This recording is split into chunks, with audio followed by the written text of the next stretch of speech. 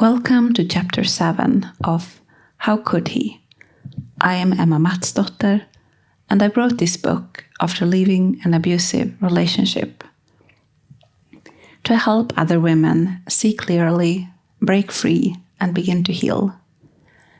Each chapter stands on its own, but together they tell the story of waking up and rebuilding. Let's begin.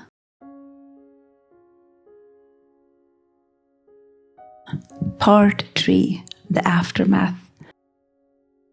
Breaking Free and Healing. Chapter 7. Escaping the Emotional Prison. Something wakes you up. Maybe it's a line he crosses when you were sure he never would. Maybe you stumble across a lie, years old, that suddenly makes everything click. Or maybe you hear someone speak your truth, maybe even in a book like this.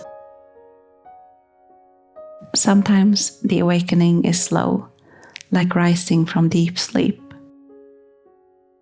Other times it's a lightning strike. All the puzzle pieces fall into place.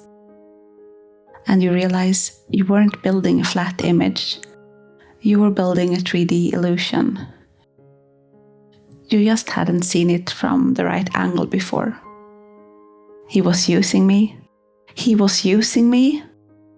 Anger, shock, disbelief, grief. These are normal feelings. They can come all at once. And beneath them, there is a devastating pain. The pain of losing the man you thought loved you. But if you're still in the relationship, anger is your ally. Sadness can come later. Because sadness can numb you, it can make you stay. Anger, when channeled wisely, can wake you up and get you out. My breaking point. Anger helped me leave my abusive husband. It was the night he sold the car. My car. The one I'd inherited from my grandfather. The one I used to drive the kids to school every morning before heading to work. He had promised we'd use the money for a new car, but when the money came in, he used it for something else. And when I calmly told him I still needed a car, he gave me the silent treatment. Then he punished me for talking back by withdrawing his promise to help with the kids that Sunday. And the worst part? There was joy in his eyes when he did it. He was getting a kick out of punishing me for struggling. That night I couldn't sleep. I confronted him, then went back to bed, then got up again to apologize for starting a fight. Two worldviews were colliding. Two versions of reality. Two versions of him. Gliding in and out of focus. Eventually, anger won. I left the next day without warning with the kids. We were lucky. 3 months earlier, I had told him I wanted a separation and found myself with a knife pointed at my stomach. Leaving an abuser is dangerous. If you're thinking about leaving, know this. Abusers don't let go easily. This chapter isn't a full guide on how to leave safely, but please don't underestimate the risk. Reach out to a domestic violence hotline in your country. You can also find free resources on my YouTube channel. And remember, even if the abuse has only been emotional, violence can escalate when you try to leave. A 2019 study from the Australian Homicide Project found that half of the men convicted of killing their partners had not been physically violent in the year before the murder. So please, reach out for advice. You can stay anonymous. Don't try to talk it through with your abuser. Make a safety plan. accepting the truth of who he is. After you leave, 2 images of him will live in your mind. One is the kind, attentive man who whispered that he loved you. The other is the cruel, uncaring abuser. So which one is real? Neither and both. They were both acts, performed for control. The loving man, an act. The raging, out of control man, also an act. Why? Because he never lost control. The rage was strategic, calculated to make you back down, submit, obey.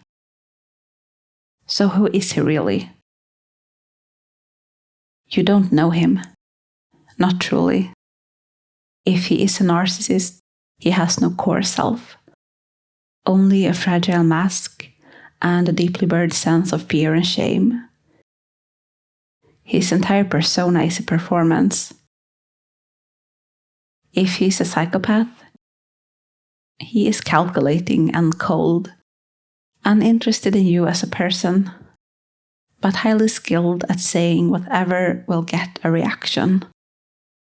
If he's not disordered, then the kind, caring man you imagined never showed up in the relationship. Because there was no relationship. There was you, doing all the emotional, practical, and mental labor, and there was him, living a separate life, offering occasional affection to keep you compliant. There was no intimacy, no truth, no mutual care. If he ever listened, it was only to gain information he could use later. Grieving the fantasy. Coming to terms with this takes time. You loved someone who never really existed. You'll likely go through the 5 stages of grief. Denial. He's just going through a hard time. Bargaining. If I just communicate better, maybe he'll change. Anger. He used me. Sadness. I gave everything and he gave nothing. Acceptance. It wasn't real, but I am real, and I'm still here. Denial and bargaining. You've probably been living in those for years. It's time to move forward. The dangers of going back. Why one more chance never works. Leaving is hard.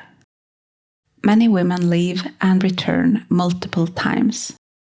When you go back, you're hoping he has changed. But what is he hoping for? He wants comfort. He wants his personal servant back. He wants control. If he truly wanted an equal relationship, why would he be so desperate to reunite with the woman he spent years degrading and dominating? And real change, that takes years and distance. If he suddenly came to his senses, the first thing he should do is leave you alone to protect you from further harm. But that's not what happens. What happens is the cycle. Sweet apologies, the honeymoon phase. Tension builds again. Then comes the abuse. Round and round. Cutting contact. No contact versus grey rock. I don't understand. After 21 years, I don't even deserve an explanation. It's sad we have to talk through lawyers. He will want to meet, to talk. He'll say he needs to pick something up. He'll blame you, guilt you, shame you. Why? Because he knows you. He spent years training your mind. He knows that one touch, one whisper, can trigger the old chemicals, the feel-good hormones. He knows you still feel love. He needs to activate your empathy, to suck you back into the cycle. But every day you don't see him, your mind clears. The fog lifts. His grip loosens. Freedom tastes sweeter. That's why no contact is essential. What is no contact? No contact means no phone calls, block his number. No messages, texts, email, or through others. No meetings in person. No responding to emotional bait or guilt trips. No social media contact. If he shows up, refuse to engage. Say once, I am determined not to speak with you. If you persist, call the police. Some abusers will stalk, harass, or escalate when losing control. Low contact. If you share children. If you have children together, low contact is your version of safety. Use written-only communication, email or court-approved co-parenting app. Respond only to messages about the children. Block him everywhere else. If he tries to speak or guilt you directly, say, please use the parenting app for communication. I will not discuss anything else. No extra conversations. No meetings. No just one drinks. No closure talks. You are not closing a chapter. You are walking out of a prison. And the more distance you get, the more you'll realize you never needed him. He needed your light, but it was always yours. That was chapter 7 of How Could He? If this resonated with you, the full ebook is available to download, and it includes a healing journal prompt after each chapter to help you reflect, grow, and reconnect with yourself. You'll find a link in the description below.